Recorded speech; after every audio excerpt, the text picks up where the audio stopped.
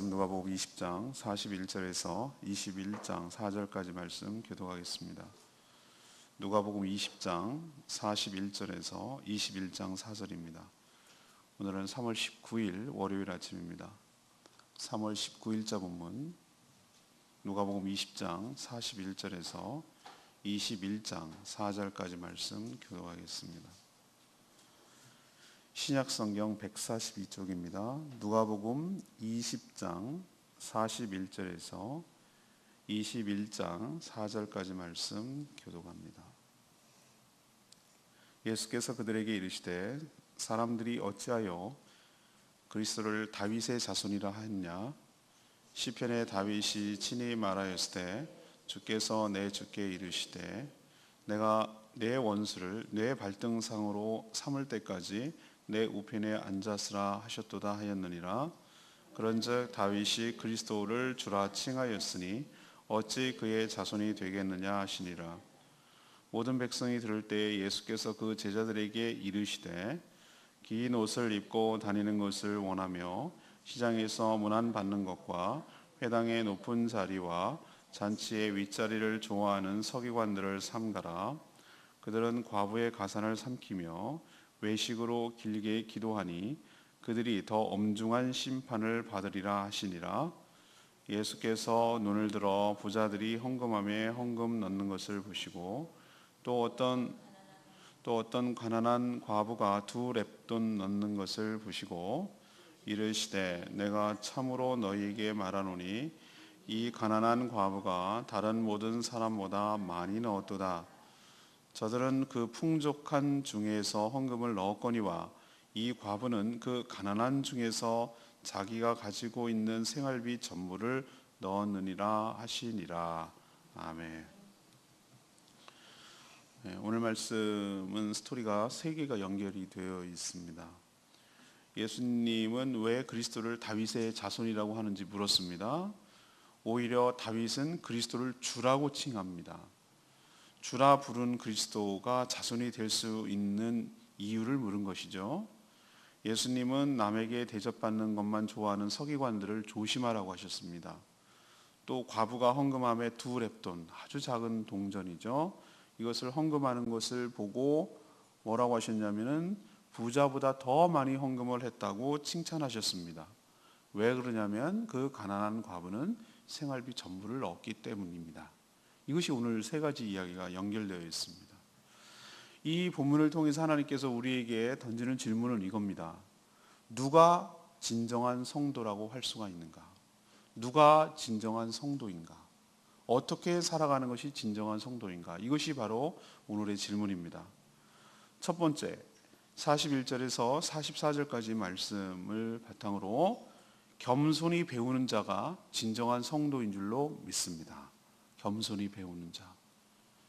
자, 그러면 어제가 아니 토요일 날이죠. 토요일 날 묵상한 것이 이 사두개인과 부활에 관한 논쟁을 한 것이 지난 토요일 날 본문이었죠. 그러니까 예수님이 부활이 없다고 주장하는 사두개인들을 말씀으로 보기 좋게 물리치셨어요. 이게 토요일 날 묵상한 내용입니다. 그러자 서기관 중 39절에 보세요. 서기관 중 몇 사람이 예수님 뭐라고 그랬어요? 예수님, 선생님 참 말씀을 잘 하셨나이다. 잘 말씀을 하셨나이다 라고 옳은 말씀을 했다고 칭찬을 하는 거예요. 물론 틀린 말씀이 아니에요. 옳은 말씀. 그러니까 부활에 관한 모르는 사두개인들을 물리쳤죠. 그런데 저는 토요일 날도 제가 말씀을 드렸죠. 이 39절에 이 서기관의 그 말하는 태도가 굉장히 건방지게 느껴진다고. 저는 예수님이 자기가 생각하는 것 대로 말해주면은 잘한 거라고 그러고 자기 생각이랑 틀린 얘기라면은 틀린 거라고 그러고. 왜 이렇게 칭찬을 했을까요? 제가 말씀드렸잖아요. 그 당시에는 사두개파하고 바리새파가 서로 라이벌 경쟁이 있었단 말이에요. 그러니까 사두개파를 보기 좋게 물리치니까 이 사람은 아마도 추정하건대 바리새파로 추정이 돼요. 그러니까 자신들의 정적을 물리쳐 주니까 고마운 거예요. 그러니까 고맙다고 말하는 거고 잘했다고 칭찬하는 거예요. 우리도 이런 우를 범할 수가 있어요. 어떤 것을 범하는 것이죠? 대표적으로 어떤 설교 말씀을 들었을 때, 자기 입맛에 맞거나 자기 코드에 맞거나 재미있는 얘기를 하거나 자기 취향에 맞으면 은혜 받았다고 그래요. 그리고 좀 자기랑 거슬리는 말을 하거나 자기랑 좀 불편한 말을 하거나 자기를 뭐 책망하는 말 같은 거 하거나 그러면은 뭐라 그러냐면은 어떻게 저렇게 말할 수 있냐고 그래요. 이게 얼마나 이중적입니까? 그냥 말씀을, 물론 목회자도 책임이 있어요. 그냥 말씀을 말씀대로 가야지 군더더기를 붙이면 안 되는 게 맞아요. 그냥 말씀을 말씀대로 잘 풀어주면 되는 거예요. 그 자체가 능력이 있어요. 근데 받는, 수용하는 태도도 중요하단 말이죠. 내 입맛에 맞는 얘기는 좋다 그러고 내 입맛에 안 맞으면은 잘못됐다 그러고 이런 태도가 옳지 않다는 거예요. 하나님의 말씀은 항상 불편해도 좋아도 듣기 좋아도 항상 은혜의 말씀이고 진리의 말씀인 줄로 믿습니다. 근데 이 사람들 태도 보세요. 마치 자신들은 예수님보다 더 많이 알고 있는데 그 제대로 대답하고 있는 예수님을 대견한 듯이 칭찬하는 이 태도야말로 얼마나 오만불손하고 건방진 태도냐 말이죠. 예수님은 이런 배경을 깔고 오늘 이제 41절에 얘기하는 거예요. 이렇게 건방진 태도를 취하는 자들에게 니네가 그렇게 많이 알고 있냐? 너네가 정말로 그렇게 성경에 대해서 박식하냐? 라고 생각하는 것을 그들이 얼마나 무지하고 얼마나 무식한지를 갖다가 딱 하나의 질문을 던져놓고 얘기를 하는 거예요. 이 질문이었습니다. 자, 너네들은 그리스도가 다윗의 자손, 거지도 알아요, 거지. 지난번에 여리고 성에 들어왔을 때 누가 바디메오라고 추정하는데 거지, 맹인 거지가 뭐라고 했습니까? 예수님을 부를 때. 다윗의 자손 예수요. 다윗의 자손이요. 이렇게 얘기했단 말이에요. 그러니까 그 거지도 알아, 거지도. 율법학자는 고사하고 거지들도 다 유대인이라면 알아. 아, 메시아는 다윗의 자손으로 온다. 라는 것을 알고 있단 말이에요. 근데 예수님이 어디를 허를 찔렀냐면은 정작 시편 110편 1절에 나오는 말이에요. 시편 110편은 다윗이 쓴 시예요. 시편 110편 1절에 뭐라고 했냐면 이렇게 얘기했어요. 다윗은 예수님을 뭐라고 표현하냐면 주님이라고 표현했다고. 주님.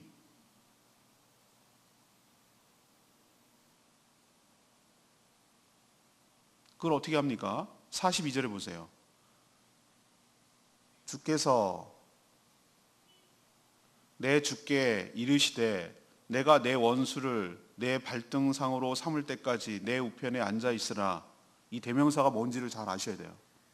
자, 42절에 앞에 주께서라고 말하는 것은 이 주는 성부, 성자, 성령 하나님 중에서 하나님, 성부 하나님을 말하는 거예요. 성부 하나님께서 두 번째 내 주께 이르시되 할 때 그 주는 성자 예수님을 말하는 거예요. 근데 이 고백은 누가 하고 있는 거예요? 다윗이 하고 있는 거예요. 둘 다 주님이에요. 다윗 입장에서 보면 성부 하나님, 성자 예수님 다 주님이에요. 그런데 그걸 어떻게 할 수 있냐면 그 뒤에 말 때문에 43절 때문에 그래. 여기서 앞에 내가는 하나님이 성부 하나님.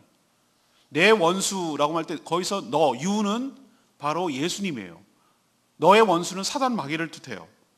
네 원수를 네 발등상, 이거는 사단 마귀에게 최종적으로 승리하는 거예요. 승리를 했을 때 원수 사단 마귀가 무릎을 꿇고 예수님의 발등상 역할을 하는 거예요. 발 밑에 딱 있는 거예요. 발 딱 놓는 그런 위치에 있는 거예요. 그러니까 너의 원수 사단 마귀를 발등상으로 삼을 때까지 나의 우편, 여기서 나는 하나님을 말하는 거예요. 내 우편에 앉아 있으라. 누가 얘기했어요 이거를? 다윗이 얘기했어요. 이 식구를, 이 다윗의 얘기를 딱 유대 율법학자들한테 던져놓으니까 쩔쩔매는 거예요. 못 해석하는 거예요. 모순이잖아요. 왜 모순입니까? 너네들은 분명 메시아 그리스도가 다윗의 후손으로 온다고 했어. 그렇지? 그런데 다윗이 뭐라고 했냐면 그 후손으로 올 그분을 향해서 주님이라고 얘기했어. 자기 후손에게 어떻게 주님이라고 얘기할 수 있니? 이걸 설명해 보라는 거예요. 근데 우리는 알아요. 근데 그 당시 사람들은 이걸 이해를 못했어요. 그러면서도 오만 가지 아는 척을 하는 거예요. 이게 왜 그렇습니까? 분명 육신적으로는 예수 그리스도께서 다윗의 후손으로 오는 건 맞습니다. 왜? 언약 때문에 그래요. 하나님 그렇게 약속을 했기 때문에. 그래서 유다 지파의 후손, 다윗의 후손, 그래서 예수님이 마태복음에 아브라함과 다윗과 그죠? 예수 그리스도 그 연결점을 잡는 이유는 언약이 성취됐다는 것을 보여주기 위해 그런 거예요. 그래서 분명 예수 그리스도가 요셉, 다윗의 후손, 그 다음에 유다 지파에서 태어나는 건 맞으니까 후손은 맞아요. 근데 예수님은 육신적으로는 그렇지만 만세 전부터 계신 분인 줄로 믿습니다. 다윗 이전부터 계시고 다윗의 주님이시기도 합니다. 그러니까 전혀 이게 충돌되는 말이 아니라 이 말이 다 맞는 말이란 말이에요. 다윗은 예수님을 주님이라고 표현할 수밖에 없어요. 왜? 그분은 자기 전부터 창세 전부터 존재하고 계신 분이니까. 그렇지만 또 그 말도 맞아. 다윗의 후손 중에서 육체적으로 오실 분이기 때문에 다윗의 후손이란 말도 맞다 이거예요. 이런 성경의 의미를 그들은 몰랐지만 예수님은 아주 명쾌하게 풀어서 설명한 줄로 압니다.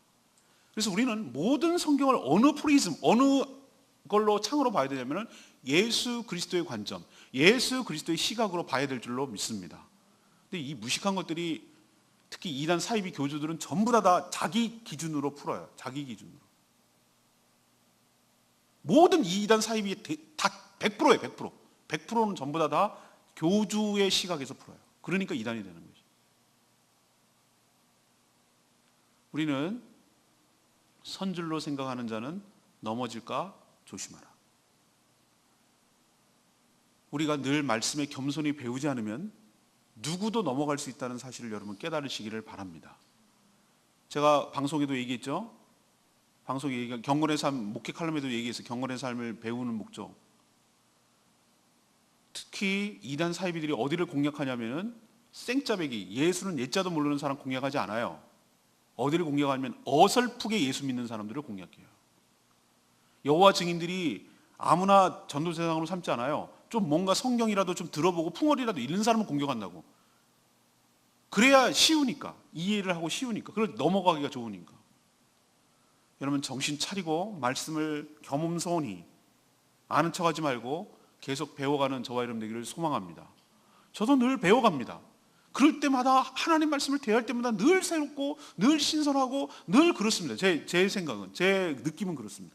배운 거 아는 것 같아도 또 보면 또 새로운 게 나오고 또 정말로 은혜를 받고 야 이런 거였구나라고 생각이 되고 이런 정말 알면 알수록 너무너무 그 진리의 세계가 말씀의 세계가 깊기 때문에 배워보야 하면 갈수록 그 신선한 생수가 나오고 정말로 우리의 영혼을 적시는 양식이 나오고 그 영혼을 살리는 그 생수 같은 말씀이 나오는 것이에요.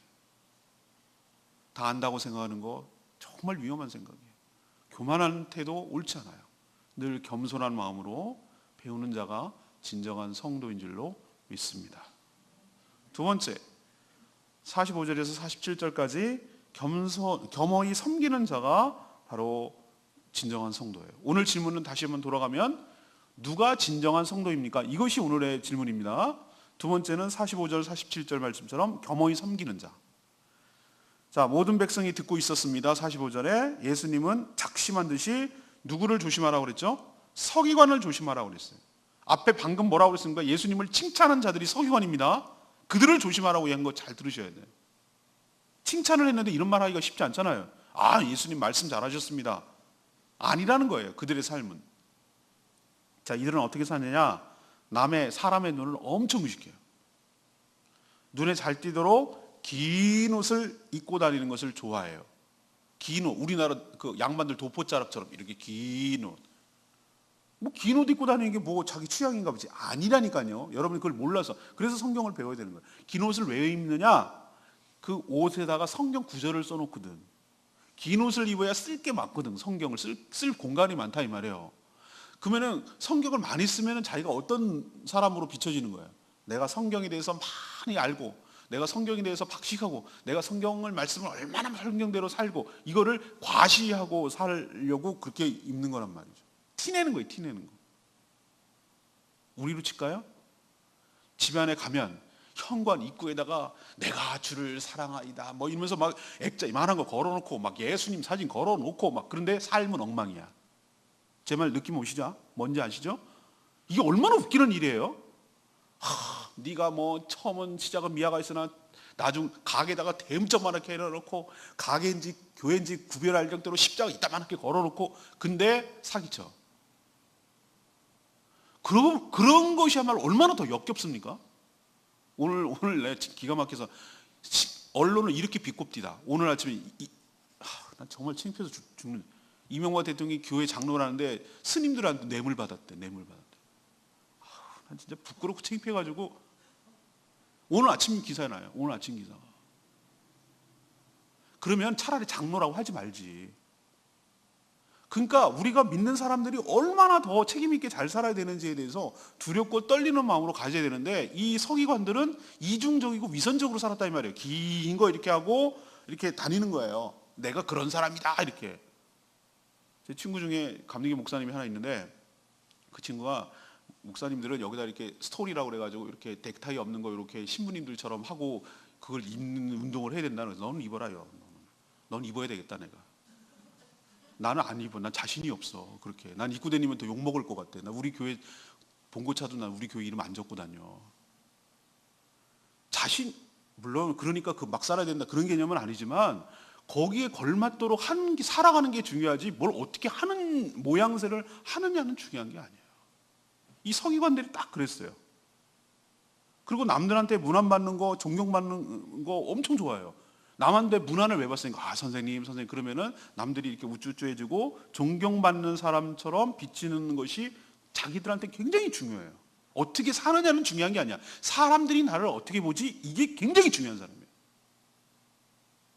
그래서 회당 그리고 잔치 자리에 어디든지 가면은 높은 자리가 있잖아요. 문화라는 게 다 있거든요. 차도 그렇고 어디 라운드 테이블에 있고 그러면 중앙에는 주빈이 앉고 뭐 이런 것이 어느 문화나 다 있는데 그 당시 회당도 잔치에도 높은 자리가 있단 말이에요. 그러니까 윗자리를 이 사람들은 너무 좋아해요. 이 서기관들. 그래서 윗자리 가면 대우받고 뭐 인사받고 뭐 이런 거잖아요. 그리고 남들이 들으라고 공개적으로 일부러 길게 기도해요. 길게. 티내는 거죠. 길게 기도. 자, 그러면 그렇게 경건하게 사는가? 이 사람이 실제로 그렇게 경건하게 사는가? 근데 예수님이 뭐라고 꼬집냐면 이렇게 대표적으로 한 걸 꼬집었어요. 오히려 율법을 잘 모르는 과부가 법률을 모른다 이거죠. 모르는 과부가 자기 재산 조금 남아 있는 걸 그걸 갖다가 어떻게 해야 될지 몰라서 그 서기관에게 좀 재산을 관리해 주시고 인도해 주세요라고 맡겼는데 그 재산을 어떻게 해요? 가산을 가로채는 자들이다.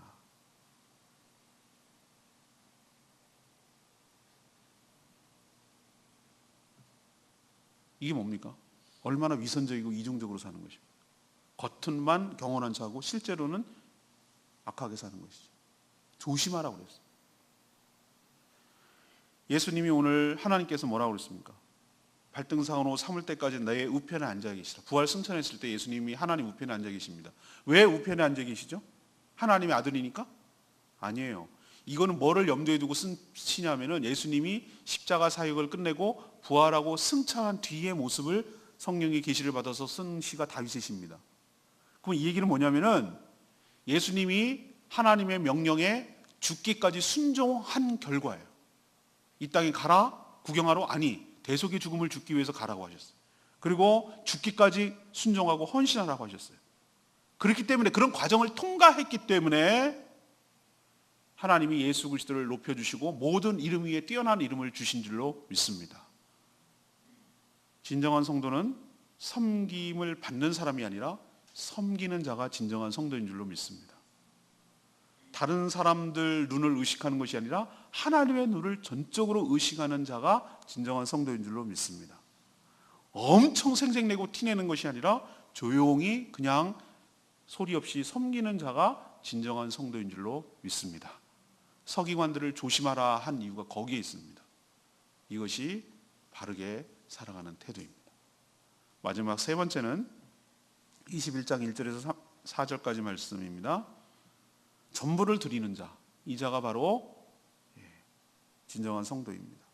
예수님은 성전에서 부자들이 헌금함에 헌금을 넣는 것과 또 어떤 가난한 과부가 두 렙돈을 넣는 것을 보시고 둘을 대조 비교하셨습니다. 가난한 과부가 다른 모든 사람들보다 헌금을 많이 하셨다라고 칭찬하셨어요. 당시 헌금함은 이렇게 나팔처럼 이렇게 깔때기처럼 이렇게 되어 있어. 거기다 넣으면은 뚱뚱뚱뚱뚱뚱뚱 해서 땡그랑 해갖고 헌금하면 쑥 들어가는 그런 구조예요. 이렇게 나팔 뿔처럼 생겨요. 근데 그게 12개인가 몇 개가 있었어요. 이렇게. 여인의 뜰에 놓는 이유는 여인들도 헌금할 수 있도록. 여인들 앞에 들어가면 남자들만 들어갈 수 있기 때문에 여인의 뜰에다가 헌금함을 공개적으로 놔뒀어요.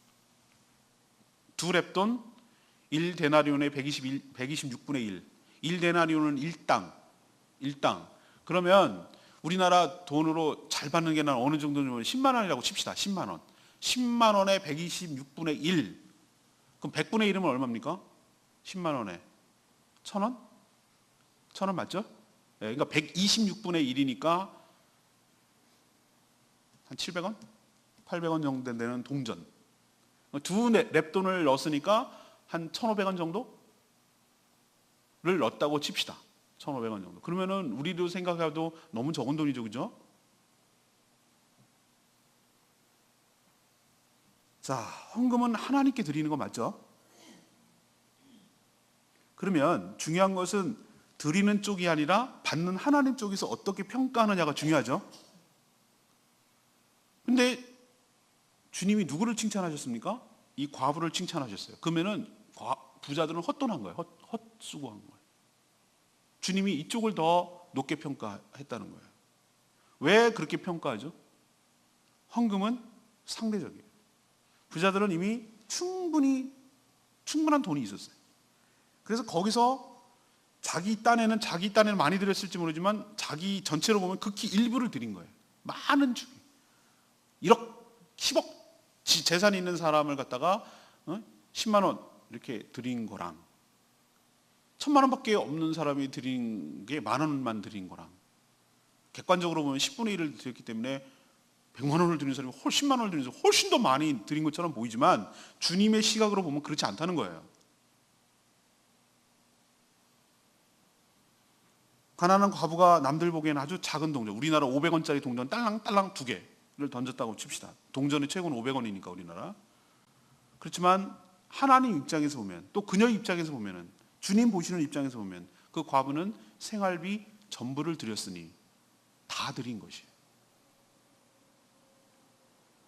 왜 이 과부가 이걸 다 드렸을까? 제가 말씀드리죠. 두 가지 때문에 그래요. 이 과부는 하나님의 사랑, 하나님의 은혜를 너무 감사하고 하나님의 사랑이 너무 고마운 거예요. 또 하나, 하나님을 이렇게 드려도 하나님께서 나의 모든 삶을 책임져 주실 것을 전폭적으로 신뢰하는 믿음이 있기 때문에 이럴 수가 있는 줄로 압니다. 그래서 그 믿음이 귀하다는 거예요. 액수를 보는 것이 아니라 그의 마음의 중심을 보시는, 그 마음의 정성을 보시는 거예요. 이미 헌금은 어디서 결판이 나냐면은 마음에서 결판이 나요. 그 마음에서 느낄 수 있고, 우리 사람이 희한하게도 돈은 가치를 매기는 것이기 때문에 우리의 그 믿음과 우리의 마음 상태를 갖다 반영을 하는 거거든요. 그래서 하나님께서 그거 필요 없으셔요. 객관적으로 보면은 다 천하만물이 하나님 것인데 왜 그걸 드리나 하면 너의 마음을 받고 싶은 거예요. 우리가 하나님을 어떻게 생각하는지, 하나님께서 하나님을 어떻게 믿는, 신뢰하는지 이것을 보고 싶은 거예요, 하나님. 그래서 그 마음을 흡족하게 받으시는 거예요. 우리도 애들이 수학여행 갖고 와서 조잡스럽게 이를 데 없는 거 그런 거 사갖고 오면 이걸 왜 사갖고 왔느냐라고 뭐라고 야단을 치면서도 한편 싹 돌면서 흐뭇해하는 그런 느낌 아십니까? 다 이거 내가 준 돈인데, 부모가 준 돈인데 갔다 와가지고 뭘 이런 걸 사왔어, 이거 쓸데없이, 그러면서도 왜 기분이 좋냐면은 그 물건이 문제가 아니라 나를 생각해 준 그 마음이 귀하기 때문에 고마운 거예요. 이렇게 마시죠? 그럼 하나님도 똑같아요. 하나님. 천하만물이 다 하나님 것이지만, 다 하나님이 주셨지만, 다 하나님 거로 자기가 쓴 거지만, 그래도 그걸 갖다가 하나님께 감사한 마음을 표현하고 하나님을 사랑하는 마음을 표현하고 또 이렇게 드리면 너 어떻게 살래? 라고 생각하는 사람들에게 하나님께서 나의 삶을 책임져 줄 줄로 믿습니다. 그러니까 생활비 전부를 드릴 수 있는 이게 무모한 것이 아니라 이 과부의 믿음이죠. 그래서 예수님은 이 과부를 높게 평가하고 칭찬하신 것이죠. 부자들보다. 이렇게 하나님을 사랑하고 하나님을 신뢰하는 자가, 그래서 하나님께 드릴 모든 것을, 물질뿐만 아니라 자신의 모든 것을 드릴 줄 아는 자가 진정한 성도인 줄로 믿습니다. 하프하프, 반쪽 반은 걸치고 반은 하는 거 하나님은 원치 않아요. 온전한 헌신, 온전한 믿음을 원하세요. 그럼 하나님께서 온전히 책임져 주실 줄로 믿습니다. 47절 말씀이 레마의 말씀, 그들이 더 엄중한 심판을 받으리라 하시니라. 우리가 누가복음 12장 49절에 이런 표현을 배웠어요. 기억이 가물가물하시겠지만, 예수님이 많이 받은 자에게는 많이 요구할 것이요 많이 맡은 자에게는 많이 달라 할 것이니라, 이런 말씀을 하셨어요. 누가복음 12장 49절에. 그러니까 누군가 상대적으로 뭔가 다른 사람에 비해서 더 많이 가졌고 또 남들보다 더 많이 안다는 것은 그것을 남을 무시하고 자기 자랑을 하고 대우받고 그러라고 그렇게 한 것이 아니고, 그만큼 책임이 크고 그만큼 하나님이 주신 사명이 크다는 것으로 받아들여야 될 줄로 압니다. 제가 말씀 늘 드리잖아요. 하나님께 받은 축복은 축복 그 자체로 끝나는 것이 아니라, 축복은 곧 뭐라고요? 사명이라고. 사명. 내가 남들보다 뭐 가지고 있으면은 그거를 내가 갖고 막 의시되고 자랑하고 누리고 이러라고 하는 것이 아니라, 그거 섬기라고. 많이 아니? 그러면 잘 모르는 사람들 친절하게 잘 가르쳐주고 인도해 주라고. 많이 가졌니? 그럼 나누고 베풀고, 그래서 그 사람들도 힘들지 않게 골고루 잘 행복하게 살고 나눠주라고. 저 사람 많이 힘들어하니? 그럼 네 시간을 내줘서 같이 시간을 보내주고 위로해주고 그렇게 하라고. 너가 가지고 있는 것, 그것이 네 게 아니고 하나님이 주신 거라면, 그리고 그것을 저 사람이 필요로 한다면 그것을 나눠주는 것이 옳은 태도인 줄로 믿습니다. 그게 잘 사는 거라고요. 예수님 오늘 뭐라고 얘기합니까? 그들이 더 엄중한 심판을 받을 것이니라. 이건 경고예요, 경고. 누구를 향한 말이죠? 저 서기관들, 아는 척하는 자들, 저것들. 왜? 더 많이 아는데 그렇게 살지 않고 위선적으로 이중적으로 살았기 때문에 더 책임을 묻는다는 뜻이에요. 유대 종교 지도자들은 대접받고 섬김만 받으려 했기 때문에 자신이 주신 축복을 사명으로 여기지 않았기 때문에 이걸 감당하지 안 했어요. 그래서 더 엄중한 심판을 받는다고 말하는 거예요. 이건 정말 저에게 주시는 말씀이기 때문에 두렵고 떨리는 것이에요. 목회자가 된다는 거, 리더가 된다는 거, 그거 여러분 좋은 거 아닙니다. 옛날 사람들을 자꾸 몰라가지고 높아지고 이렇게 됐는데, 송아지가 멍에를 매면 힘들어요. 걸맞는 게 맞아요. 자기가 감당할 만한 것을 해야 하는 게 맞아요. 또 하나님께서 감당할 만한 거 주는 것도 있지만, 뭔가를 안다는 거, 뭔가를 배웠다는 거, 뭔가 직분을 받았다는 거, 이건 굉장한 책임을 요구하는 것이에요. 하나님께서 더 엄중하게 저한테 요구하실 거예요. 내가 너에게 귀한 직분을 줬고 배움을 줬고 줬는데 너 그거 갖고 뭐 했어? 라고 저한테 책임을 추궁하실 거예요. 여러분보다 더 엄중하게 할 거라고. 그러니까 저는 두렵고 떨리는 마음으로 이 사명을 온전히 잘 감당해야 될 의무와 책임이, 이 사명이 저에게 있는 줄로 압니다. 저만 그렇습니까? 여러분 모두에게도 동일하게 적용될 룰인 줄로 압니다.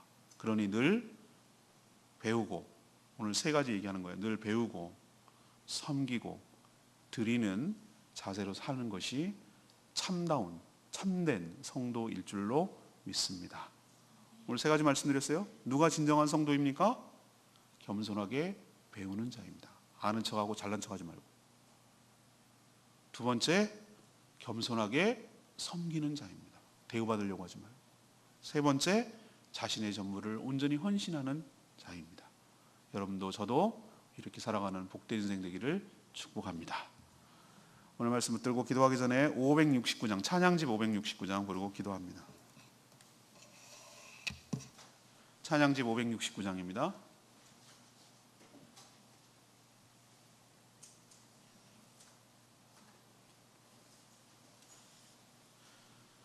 주의 손에 나의 손을 포개고 영원토록 주를 위해서 살리라. 이 가사대로 여러분 고백하고 또 이렇게 살아가는 저와 여러분 되길 소망합니다. 찬양하겠습니다. 주의 보혈, 주 보혈 날 정결케 하고, 주 보혈 날 자유케 하니, 주 앞에 나 예배하니 주가 나의 모든 것을 주께 드리네. 주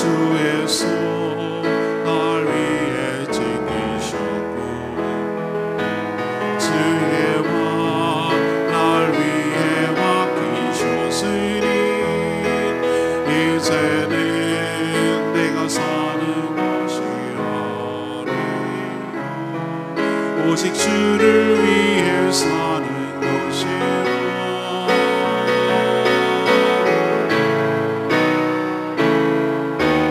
주의 손에 나의 손을 보게 또 주의 말에 나의 말을 보게요. 나 주와 함께 죽고 또 주와 함께 살리라. 영원토록 주 위에 살리라.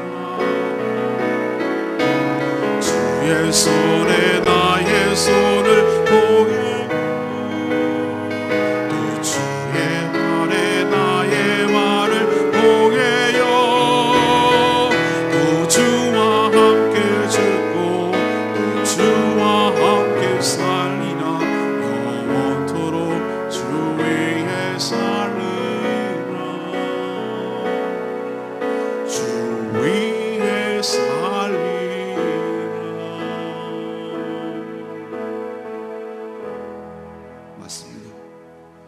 주님의 보혈 때문에 내가 나를 죄를 깨끗하게 됐고 그 보혈 때문에 내가 자유하게 됐습니다.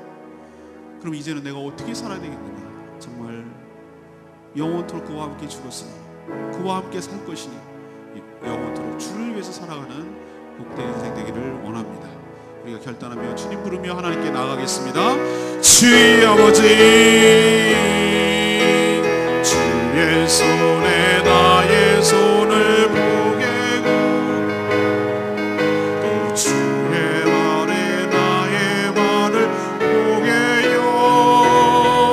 나 주와 함께 죽고 또 주와 함께 살리라. 영원토록 주 위에 살리라. 주의 손에 나의 손을 보게고 또 주의 말에 나의 말을 보게요. 나 주와 함께 죽고 또 주와 함께 살리라. 영원토록 주 위에 살리라. 주 위에 살리라.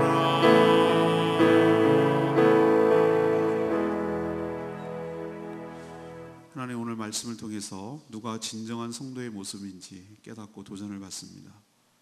다 아는 척 착각하고 교만하지 않게 하시고 늘 겸손한 자세로 말씀을 배워가게 하여 주시옵소서. 아는 것으로 남을 판단하고 정죄하지 않게 하여 주시옵소서. 높은 자리에 앉아 남에게 문안받고 섬김받는 자세가 아니라 예수님처럼 늘 낮은 자세로 섬기며 자신을 남에게 내어주고 주님께 헌신하는 복된 인생 살게 하여 주시옵소서. 과부처럼 자신의 전부를 주님께 드리게 하기를 원합니다. 하나님을 더욱더 사랑하고 하나님을 전적으로 신뢰하는 믿음으로 온전히 드리게 하여 주시옵소서. 그래서 오늘 주신 도전 말씀처럼 정말로 진정한 성도, 참 성도로 살게 하여 주시옵소서. 이 한 주간도 주님께 의탁하오니 주님, 저의 발걸음을 인도하여 주시고 저희들의 생각과 마음을 지켜주시옵시고 저희를 통해서 하나님께 영광이 돌아가게 하시고 하나님께 누가 되지 않게 하여 주시옵시고 정말 주님이 원하시는 소원대로 영혼을 구원하여 주님께 인도하는 그런 데 삶의 에너지를 쏟고 관심 갖게 하여 주시옵시고 누군가에게 도움을 주고 누군가에게 필요를 채워주고 누군가의 손발이 되어주고 그래서 주님처럼 살아가는 복된 인생 나되게 하여 주시옵소서. 오늘도 하나님 앞에 엎드려 간구하는 당신의 자녀들의 간구와 신음소리와 아픔을 헤아려 주시옵시고 그 눈물을 닦아 주시옵시고 그 마음을 위로하여 주시옵시고 그 기도를 들어주셔서 하나님의 살아계심과 아버지 되심을 체험하고 경험함으로 하나님을 더욱더 사랑하고 신뢰할 수 있도록 은혜 베풀어 주시옵소서. 주님께 이 한 주간을 맡기옵고 예수 그리스도의 이름으로 축복하며 기도합니다. 아멘.